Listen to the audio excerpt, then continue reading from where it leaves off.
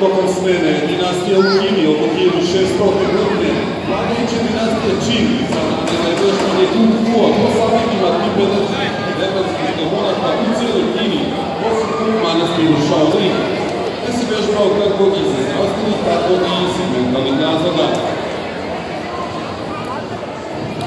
Po tradicionalnom Shaolin sistemu je trebalo 15 do 20 godina da se istrenira jedan Kung Fu majstor, te je nastala potreba da se razvije efikasniji borac, da su neki od Kung Fu majstora počeli da radi sa tadašnju vladu.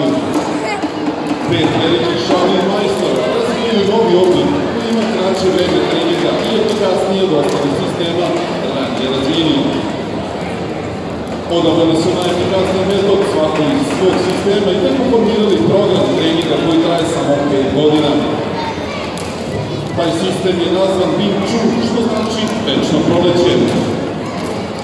Međutim, od strane vlade po saznanju ovog hram je spaljen, a jedina od 5 majstora je preživjela časna sestra Yi, koja je predala svoje znanje na devojčicu siroče po imenu Wing Chun.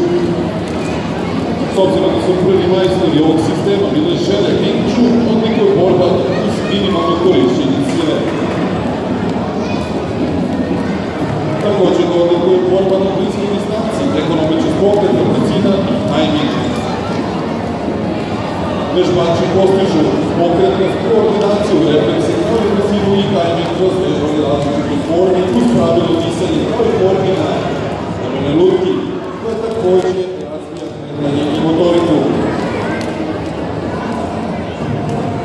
Wing Chun je zamišljen da se dobrom tehnikom pobedi mnogo jače protivnik, a jedan od važnijih odlika je istodobnost odbrane i napada. Treniranjem ove veštine poboljšat ćete koordinaciju, podiće samopouzdanje i umanjiti stres.